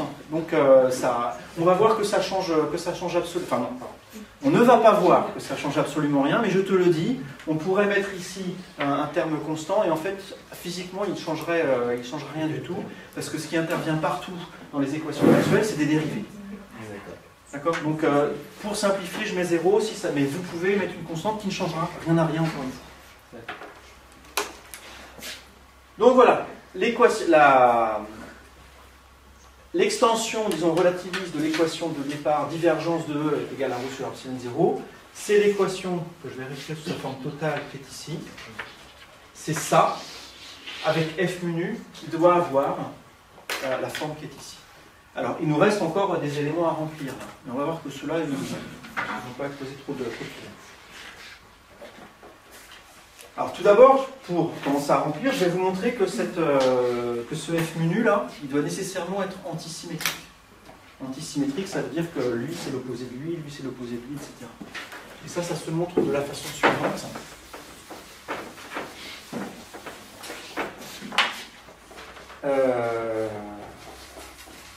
Quand on part de cette équation-là, je vais lui appliquer... Je vais la dériver par rapport à nu. Je vais appliquer des ronds mu à cette équation-là. Donc là, ça commence à faire beaucoup de choses. Vous commencez à pleurer, mais juste tenez bon encore 2 minutes. Je l'écris, puis vous allez voir pourquoi c'est intéressant. Ça fait 1 sur epsilon 0c, des ronds mu, j mu. Donc, à cette équation-là, je lui applique, je fais la contraction en fait avec le tenseur des ronds mu, encore une fois, pour obtenir quelque chose qui est comme ça. Là, on a 2 vecteurs covariants que je contracte avec un vecteur 2 fois contravariant. Ça c'est un scalaire, ça c'est un scalaire aussi. Les deux quantités ici sont scalaires. Or celle-là, elle est super intéressante. Elle, vous la connaissez en fait. Vous savez combien ça vaut ça? Parce que si je développe les coordonnées de ça fait la d rond 2 par rapport à ct de... Est-ce que vous pouvez me dire quelle est la composante temporelle de lui? Vous l'avez quelque part sous les yeux normalement, vous avez écrit j mu égale PC. c'est un rho, c'est la densité. C plus d rond sur d rond x de jx plus d rond sur d rond y de jy plus d rond sur d rond z de jz. Voilà. Donc cette quantité-là, ça c'est égal à ce que je viens d'écrire ici. Là les c simplifient, ça fait d rond ρ sur d rond t.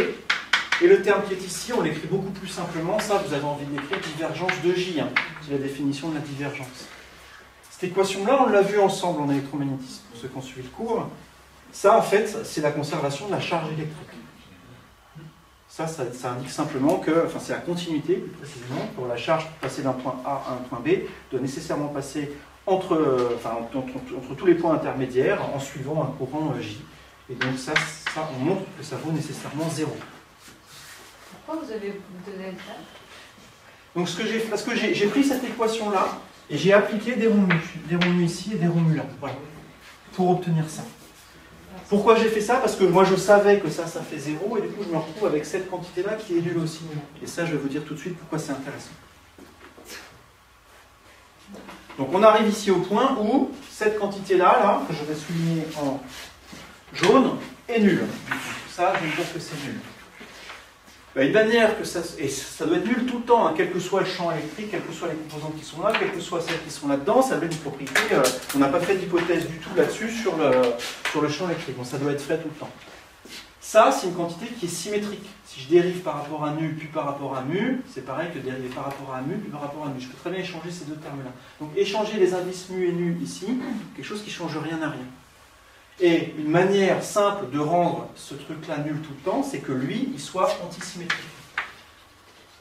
Si lui, il est antisymétrique, vous savez ce que ça veut dire une matrice antisymétrique? Ça veut dire que si j'échange les indices, qu'est-ce qui se passe pour la quantité? Rien. Si, antisymétrique. C'est l'inverse. Ça, moins. Antisymétrique, c'est-à-dire que si j'échange ligne et colonne, ça change le signe. C'est-à-dire que si ici, celui-là échanger ligne et colonne, ça veut dire que je passe ici, et bien la quantité qui est ici doit être opposée de celle-là. Ben ça, donc là je ne vais pas y passer trop de temps non plus, pas du tout, mais quand on a une quantité antisymétrique et qu'on la multiplie par une quantité symétrique, ça fait forcément 0. Simplement parce que chacun des termes, il y a des termes qui apparaissent deux fois, une fois avec un signe plus, une fois avec un signe moins, dans la somme, et ils se simplifient. Donc, du fait de cette propriété-là, le tenseur f nu doit être antisymétrique. Et donc, je vais tout de suite lui mettre plusieurs composantes en plus. J'ai celle-là d'une part, et j'en ai d'autres en fait. Il y a d'autres quantités nécessairement qui sont nulles pour un tenseur antisymétrique. Enfin, pour une matrice pour vous si vous préférez. Vas-y. Les éléments diagonaux. Si j'ai la même chose pour mu et pour nu et que je les échange, on a une quantité qui peut être égale à son opposé, donc elle est nulle, hein, forcément. Donc une quantité antisymétrique a nécessairement ces éléments diagonaux qui sont nuls. Donc il ne reste plus beaucoup de termes là. Il reste 6 termes dans le tenseur à déterminer. Et en plus, on a une relation entre les termes. On sait que lui c'est l'opposé de lui c'est l'opposé de lui, et lui c'est l'opposé de lui. Donc pour l'instant, il nous en manque 3. On a 3 trucs encore à remplir, mais on commence à avoir une vision de ce que peut être le terme ici qui va intervenir dans cette règle.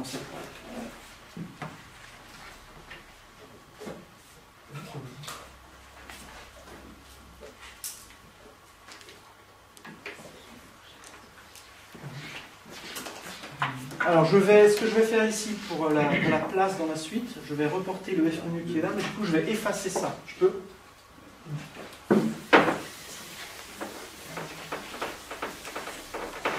Donc, on arrive à un stade où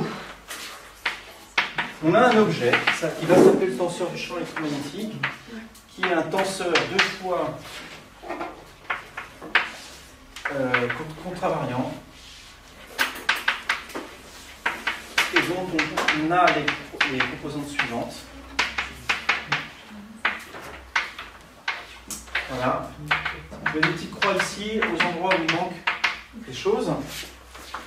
Et je vais maintenant m'intéresser à la force à la force électrostatique. Ça, pour l'instant, on l'enlève. Je vais peut-être réécrire quand même que d rond mu f mu est égal à 1 sur epsilon 0 c fois j mu. Voilà.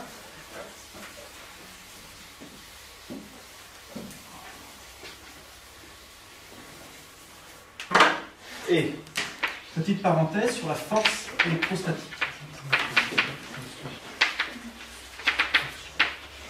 On a vu que, en électrostatique usuelle, celle qu'on a apprise ensemble, F est égal à Q fois E.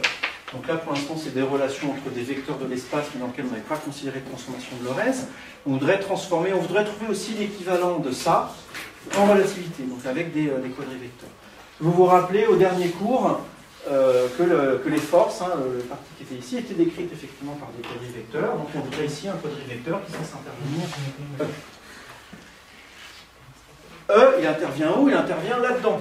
Donc on a vu, il n'y a pas de quadrivecteur champ électrique. C'est pas comme ça, le champ électrique il est dans une entité ici un peu plus compliquée. Donc il va falloir transformer ça pour obtenir la version relativiste en quelque chose qui fait intervenir F mu. Il y aura probablement Q ici. Et on veut obtenir à la fin quelque chose qui serve de force. On a une force, l'équivalent de la force, on a vu la dernière fois en cours que c'était des quadrivecteurs. Donc on veut ici le quadrivecteur force. Allez, je vais carrément l'écrire avec un F. Ah oui, c'est pas malin le F pour la force. Je vais mettre un petit F. Juste pour le différencier du F mu qui est ici. Voilà. Donc ça va être une force. Je vais l'appeler F mu. Voilà. Et tel que c'est ici, ça ne marche pas. On a ici un quadrivecteur, là on a un tenseur de rang 2, donc ça ne va pas. Qu'est-ce qu'on fait? On va mettre ici un quadrivecteur covariant. Un truc avec un indice en bas, et on va le contracter avec le nu qui est là, et ça va effectivement faire un quadrivecteur. La question c'est qu'est-ce qu'on met ici? Quel est le quadrivecteur qu'on va mettre ici? Les quadrivecteurs, on en a plein. On a le quadrivecteur d rond mu, là par exemple, qui a effectivement son indice en bas. Mais ça ne va pas tellement aller parce qu'on veut quand même que ça ressemble plutôt à ça. Et là, il n'y a pas de dérivée par rapport à E. Là, c'est E. Toi, tu dis quoi? Et W, mais qui serait égal à quoi du coup, physiquement? C'est un de ceux qu'on a. Alors, on peut l'appeler W si tu veux, effectivement, mais en fait, il se trouve qu'il y en a un qui marche bien. Il y en a un qu'on connaît. J'avais introduit dans le cours, quasiment au tout début, quand j'ai introduit le quadrivecteur suivant, le quadrivecteur vitesse, qui a pour composante. J'avais mis un gamma, pardon. Justement, j'avais montré qu'avec juste C et V, ce n'était pas un quadrivecteur, mais que la quantité qui est là, gamma C et gamma avec les composants de la vitesse, ça c'est un des premiers calculs que j'ai fait sur les transformations de Lorentz. Je vous ai montré que ça, effectivement, ça se comportait comme un quadrivecteur, ça se transforme suivant la transformation de Lorentz. Donc ça, c'est pour l'instant un U avec un U en haut. Et bien si on considère le U avec un U en bas, on obtient très simplement, c'est le premier truc que je vous ai dit aujourd'hui, en changeant la composante spatiale de ça, le U avec un U en bas, ça c'est un vecteur covariant. Si je le mets ici, eh ben, ça va marcher du tonnerre.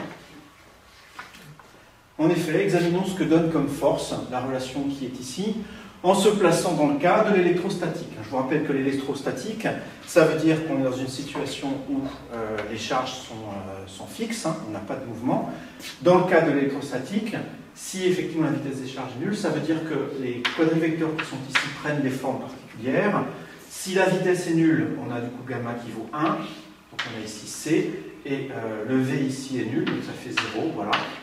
Et pour lui, bah, ça fait C en haut aussi, et puis moins 0 en bas, c'est-à-dire encore 0. Donc voilà la forme que prennent les quadrivecteurs dans une situation statique. Donc calculons par exemple la composante X de la force qui est ici. Ça donne Q, U nu, je remplace mu par X, c'est-à-dire Fx nu. Et j'ai ici une somme encore qui reste hein, sur l'indice nu. Et donc ça veut dire ici que ça c'est 4 termes, c'est U0 fois Fx0 plus U1 fois Fx1, etc. Donc ben, la somme on va la calculer ici, ça fait Q, c'est parti. Le U temporel avec un indice en bas c'est le C qui est ici, fois Fx, fois la partie temporelle, Fxt, Fx c'est cette ligne là, et donc le terme qui est ici c'est lui, c'est moins Ex. Ça fait donc moins Ex, plus... Et ensuite, on a UX, la composante X de ce vecteur-là, bah, ça fait 0. D'ailleurs, la composante Y, la composante Z aussi. Donc les autres termes de la somme font 0 ici. Donc on se retrouve ici avec moins QC fois EX. On peut faire la même chose avec FY et avec FZ, et on trouverait, c'est vraiment extrêmement simple, on refait le même raisonnement, moins QC EY, moins QC EZ. Donc ça me dit que le quadrivecteur F nu qui est ici, si j'écris toutes ces composantes, sa partie temporelle, je m'en fiche un petit peu pour l'instant, Fx, Fy et Fz, c'est donné par moins Q fois C fois quelque chose, X, Y, Ez. Voilà. Alors, c'est pas, on s'attendrait à ce que la force ici, ça redonne Q fois le vecteur E, on voudrait retrouver ça, donc électrostatique, on voit que ce n'est pas le cas. Bon, bah, ça c'est clairement parce que la définition qu'on a prise ici, là, elle a deux problèmes, deux petits problèmes et qu'on va résoudre tout de suite. Tout d'abord un problème avec l'apparition du C qui est ici, on n'a pas de C dans la relation qui est là, donc ça veut dire que simplement dans la relation de départ ici, il fallait diviser ça par C. Et c'est pas étonnant, hein, on voulait quelque chose qui soit de la même dimension que Q fois quelque chose qui a la dimension d'un champ électrique. Or U c'est une vitesse, hein, donc dimensionnellement ça ne marchait pas. Donc il faut ici diviser partout par C, ce que je vais faire en direct partout là. Voilà, donc ça enlève les C en fait, hein, donc je vais l'enlever aussi. Voilà, donc d'avoir divisé ici par C, ça enlève le C ici. Et puis on a le signe moins aussi qui pose un problème, bah, ça c'est aussi un problème avec la définition qu'on avait au départ. Il faudra mettre un signe moins ici pour retrouver effectivement cette force-là dans le cas statique. Et ça nous donne un moins partout, plus et plus, on a un plus ici. Et on se retrouve ici avec effectivement, dans le cas statique, la composante spatiale du quadrivecteur force qui est égale à Q fois quelque chose qui ressemble à un vecteur champ électrique. Donc en considérant cette définition de la quadriforce ici, je vais l'encadrer. Et bien on a effectivement, je vais réécrire ici ce que donnent les différentes composantes. Ici on a donc QEX, FY est égal à QEY et FZ est égal à QEZ. Donc voilà, cette définition-là redonne dans la limite des champs électrostatiques, dans la limite statique, redonne la force qui est ici. Donc ça constitue effectivement la généralisation relativiste de ça. Alors une remarque sur le signe moins, ça peut peut-être vous gêner qu'il y ait un signe moins ici. Ça c'est vraiment une question d'écriture. Hein. On aurait pu l'écrire sans signe moins, en écrivant ça Q sur C U nu, et comme F mu nu c'est un tenseur qui est antisymétrique, ça c'est égal à moins F nu mu. Donc le moins qu'on aurait obtenu en intervertissant les indices ici compense celui-là, et il n'est plus ici. Donc si on veut une écriture sans signe moins, on aurait pu aussi l'écrire comme ça, simplement l'indice sur lequel on contracte ici serait le premier et non pas le deuxième. Et ces deux relations sont vraiment complètement équivalentes. Ça je l'efface, ça aussi. Ça, c'est l'expression de la génération relativiste de l'expression qui est ici. Ça, c'est un tenseur de rang 1, ça, c'est un tenseur de rang 1, ça, c'est un tenseur de rang 2. La contraction qui est ici donne ça. Et là où ça devient intéressant, c'est qu'on peut faire le raisonnement suivant à partir de là. Là, pour l'instant, c'est de l'électrostatique. Et on peut faire un peu de science-fiction, une uchronie. Vous savez ce que c'est une uchronie? Oui. Oui, ok. C'est quoi? On remonte dans l'histoire, on change un détail et ensuite on réécrit. C'est ça, voilà. C'est un monde avec une chronologie différente de celle qui est effectivement arrivée. Bah, imaginons que les gens n'aient jamais trouvé d'aimant, les gens ne connaissent pas le champ magnétique. Les gens font de l'électrostatique, Einstein arrive, il fait la relativité restreinte. Ce qui aurait pu se passer, c'est que Einstein fait le raisonnement qui est ici, il se dit tiens, bah, l'électrostatique c'est marrant, je vais faire ça dans un cadre relativiste, et ça devient ça, très bien. Donc pour des charges statiques, ça devient ça. Il se serait dit la chose suivante, il se serait dit ouais mais d'accord, là c'est pour des charges statiques, mais maintenant imaginons que les charges bougent. Imaginons que je ne sois plus dans la situation où V égale à 0 comme j'avais écrit en jaune. Imaginons maintenant que cette loi-là, qui est une loi tensorielle qui doit être valable dans tous les référentiels, s'il était vrai dans le cas où la charge était fixe, elle est aussi vraie dans un référentiel dans lequel je vois la charge bouger. Donc elle doit être vraie quand on a des charges en mouvement. Si là-dedans, maintenant vous mettez carrément l'expression complète qui est ici, là où il y avait des zéros et qui simplifiaient avec les termes qui sont ici, là, et bien en fait ça va donner des termes. Il va y avoir dans l'expression qui est ici, dans l'expression de la force, vous allez avoir des termes qui sont proportionnels à la vitesse. Et Einstein se serait dit, ah tiens, c'est bizarre, quand une charge est en mouvement, il y a une force qui dépend de la vitesse. Ce qu'on ne connaît pas en électrostatique. Donc il aurait essayé de trouver les propriétés de ça. Il aurait donné probablement des noms ici, parce que des croix, c'est pas très pratique. Voilà les noms qu'il aurait probablement choisis. Je vais essayer de les mettre dans le bon sens pour pas que on les consigne partout. C fois BZ, moins C fois BY, C fois BX. Je vais vous dire tout de suite ce que sont ces trucs-là. Moins CBZ, CBY, moins CBX. Les C, ils sont juste là pour des raisons dimensionnelles, c'est la vitesse de la lumière. Les Z ici, BX, BY, BZ, ce sont pour l'instant trois grandeurs arbitraires, voilà. Et ce que j'ai fait, c'est que j'ai mis des signes pour que ça soit pratique dans la suite, pour qu'on le reconnaisse bien. Et j'ai recopié ici les grandeurs de manière antisymétrique, donc je les ai déplacées en changeant de signe. Et voilà, on peut les mettre dans un plan. J'appelle les trois grandeurs encore inconnues dans F menu, B, C, BZ, C, BY, C, BX. Quand on fait ça, et qu'on écrit la relation qui est ici, donc ça du coup je ne vais pas prendre le temps de le faire, j'avais prévu de le faire mais tant pis, on trouve que l'expression plus générale de la force, c'est F est égal à Q, facteur de E, plus V, vectoriel B. On trouve que, où B ici c'est un vecteur usuel, du coup qui a pour composante BX, BY, BZ. Donc, les termes qui sont ici en plus, là, agissent sur les charges, font une action sur les charges qui dépend de la vitesse de cette manière-là. On aurait ici un terme simplement qui fait intervenir, pour la composante X, qui fait intervenir un VY BZ, et puis un VZ BY, et ça serait effectivement la bonne composante du produit vectoriel. Ça aussi, je vous le mettrai sur la vidéo, le calcul, il n'est pas très long, mais bon, c'est juste, on est déjà pas très en avance. Alors, je vais maintenant revenir sur l'expression de la force ici, ce que donne cette force-là, dans le cas où on n'est plus dans le cas statique, ce que j'ai dit, ce que j'avais promis que j'allais refaire. Donc voilà, je vais passer 2 minutes ici à le faire. Donc c'est parti. On se place maintenant dans une situation non statique, c'est-à-dire qu'on prend les expressions complètes qui effectivement comportent le terme de vitesse, et je vais réécrire par exemple la composante x de ce quadrivecteur qui est là, comme moins q sur c, u, nu, f, x nu, donc je remplace mu par x ici, j'ai encore une somme sur mu comme tout à l'heure. C'est parti, je la développe, elle va contenir a priori 4 termes. U temporel, c'est-à-dire gamma c, fois la composante fxt, fx c'est cette ligne-là, et la fxt c'est lui, ça fait donc moins x. Plus composante ux, avec un x en bas, donc c'est lui la composante x de ça, c'est-à-dire moins gamma vx, fois le terme qui est ici, fxx, c'est ça, ça fait 0. Donc il ne va pas nous embêter longtemps, ça fait 0. Plus composante y de ça, moins gamma vy, fois composante y de ça, c'est lui, cbz, plus composante z de ça, gamma vz, fois la composante z de ça, c'est-à-dire moins cby, et ça donne finalement l'expression qui est ici.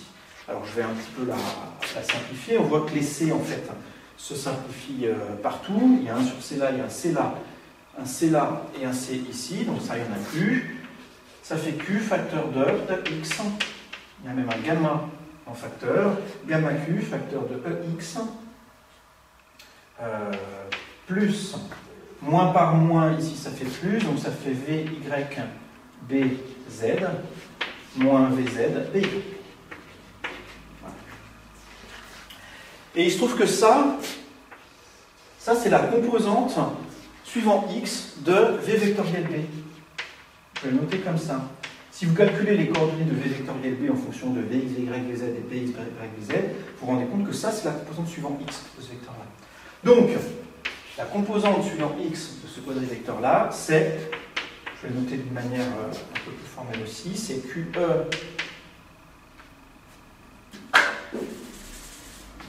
Donc, la composante suivant X de ce vecteur-là, je vais l'écrire d'une autre manière, c'est gamma Q facteur de, et je vais mettre ça comme ça, U, E plus V vectoriel B, avec un petit x en bas pour dire que c'est la composante X de ce vecteur-là. Et bien si on fait pareil avec FY et avec FZ, on va s'apercevoir qu'on a la composante Y et la composante Z respectivement de cette quantité-là. Donc ce dont on s'aperçoit, c'est que la composante spatiale du quadrivecteur qui est ici, c'est en fait gamma Q fois E plus V vectoriel B. Je vais le réécrire ça. Ici, pour résumer, F nu, c'est égal à une composante temporelle dont pour l'instant je me fiche. Et ici, c'est gamma Q, facteur de E, plus V, vectoriel B. Voilà. Et alors, vous vous rappelez, dans le dernier cours, dans le cours précédent, on avait vu que la partie ici spatiale du quadrivecteur force, c'était gamma fois la force, effectivement, définie comme dP sur dt. Donc ça, là, c'est effectivement ce qu'on a envie d'appeler la force, mesurée dans le référentiel dans lequel on se trouve, et en tout, effectivement, la force de Lorentz. Donc, comme promis, l'expression qui est ici permet effectivement de retrouver ce terme-là dans la force, le terme qui dépend du champ magnétique.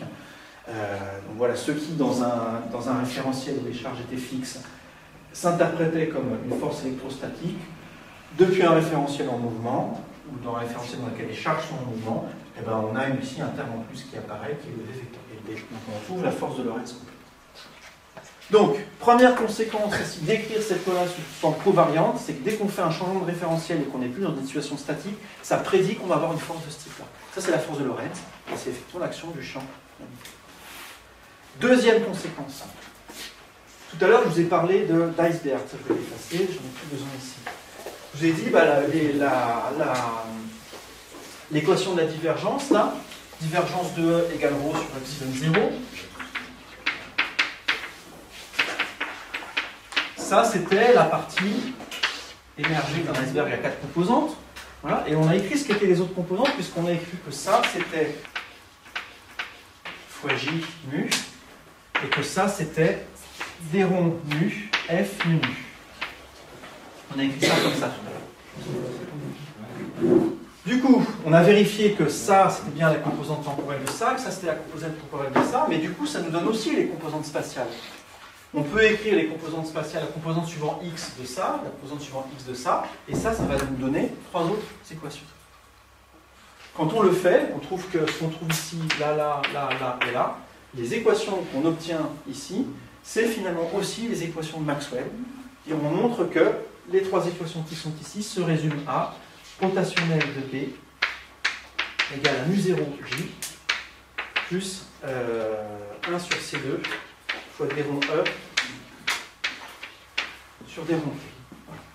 Ça, je prendrai le temps de le refilmer probablement, parce que je vous ferai le calcul là, c'est un peu trop abstrait du coup, je ne sais peut-être pas d'où ça vient, mais voilà, je vous fais le résumé, je vous mettrai le truc plus étendu plus tard, mais les composantes en plus ici nous donnent cette équation-là. Donc je reviens aussi du coup sur le fait que les équations qui sont ici donnent les équations de Maxwell. Donc je vais faire le calcul ici.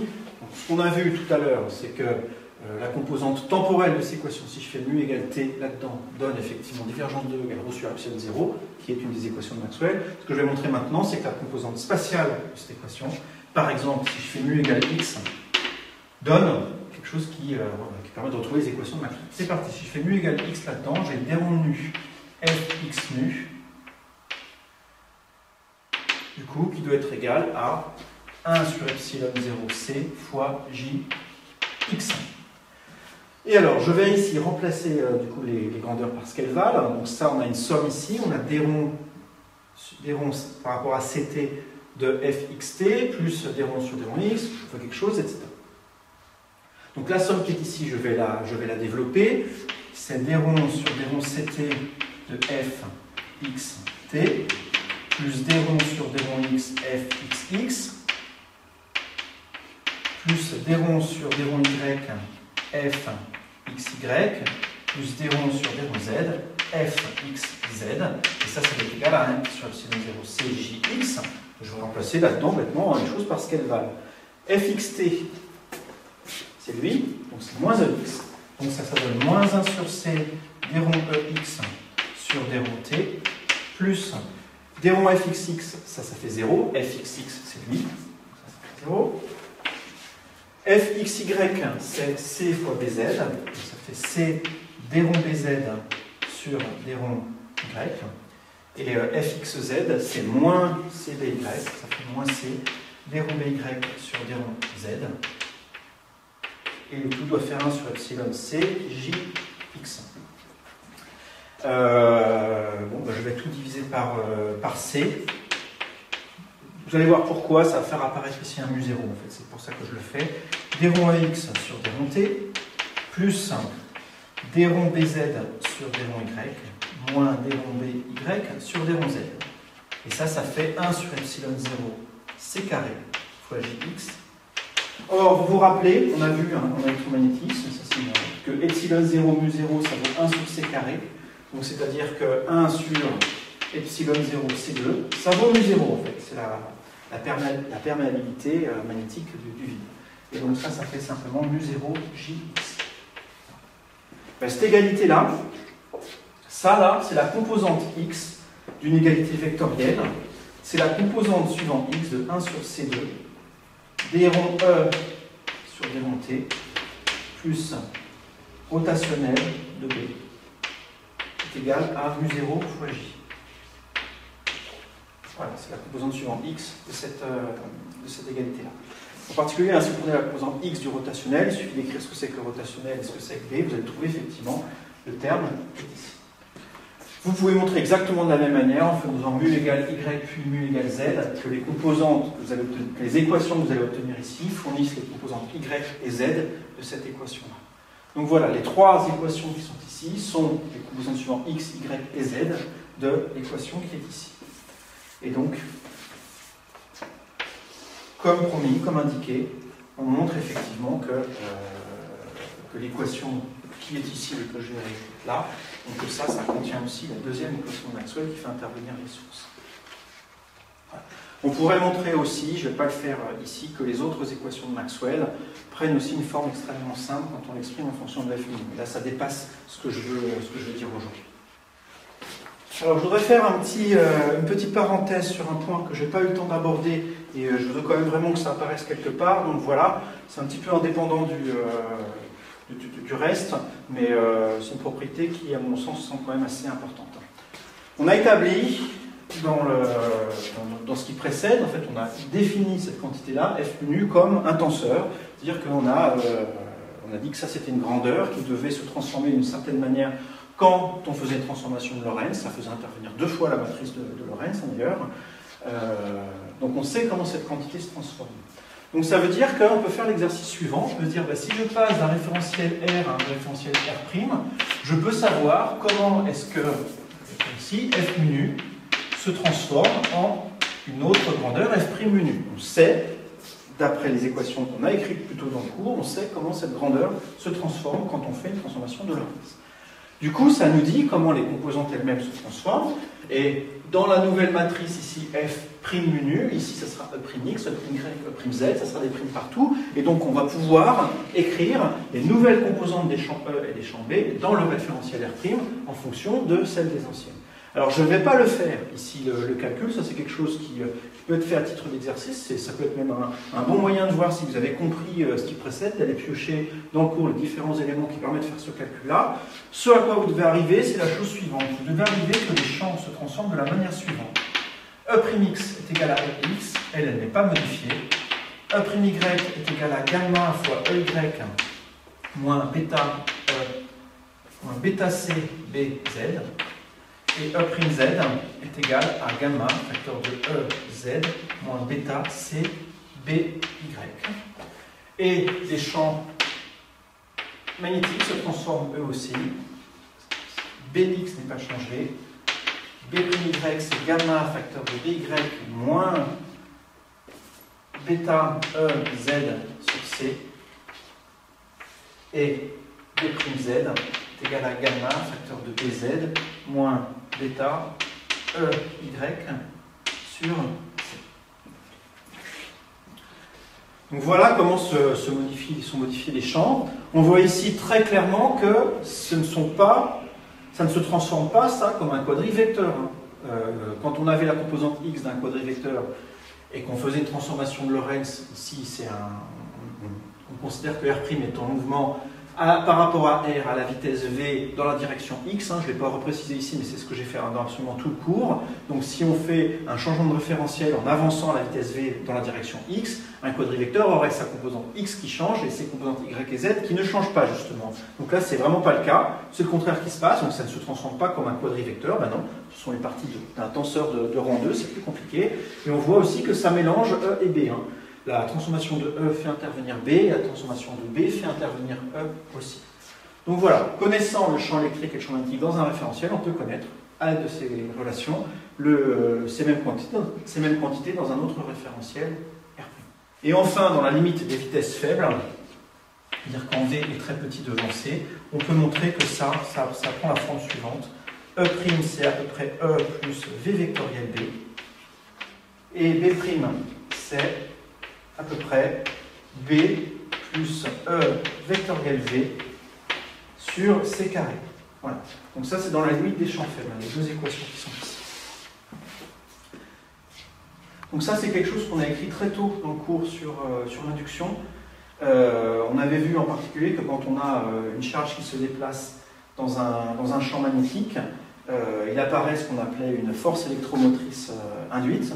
Et donc, on avait l'apparition de quelque chose qui se comportait comme un nouveau champ électrique en V vectoriel B. Et ben ça, c'est quelque chose qui vient directement de la relativité ici. Quand on a un champ magnétique et qu'on se déplace dans le champ magnétique, et ben ça contribue au champ électrique finalement. Donc le champ électrique dans un nouveau référentiel, c'est l'ancien, je suis parti qui dépend du champ magnétique. Donc là, c'est pareil. Je ne vais pas détailler ce calcul-là, mais les relations écrites sont vraiment reliées de façon intime à l'induction. L'induction, ça peut être vu comme le phénomène de transformation des champs électriques et des champs magnétiques, apparition de l'un lorsque l'autre est présent, dû à un changement de référence. Ça, je prendrai le temps de le refilmer probablement, parce que je vous ferai le calcul là, c'est un peu trop abstrait du coup, vous ne savez pas d'où ça vient, mais voilà, je vous fais le résumé, je vous mettrai le truc plus étendu plus tard, mais les composantes en plus ici nous donnent cette équation-là. Donc, encore une fois, dans mon uchronie là, avec Einstein, donc Einstein aurait voulu montrer qu'il y avait une composante en plus de la force, et il aurait ici montré comment est-ce que ce champ magnétique ici était relié au champ électrique. Il aurait montré que ce champ vérifie que son rotationnel de B est relié aux sources de cette manière-là. Simplement en ayant généralisé la loi d'électrostatique à un cas relativiste, le cas le plus général possible. Alors, c'est encore une fois historiquement pas du tout ce qui s'est passé, et la raison pour laquelle je voulais vous raconter cette histoire, là ça termine vraiment la partie calcul, j'ai juste un mot à vous dire sur pourquoi j'ai raconté ça, mais c'est fini essentiellement.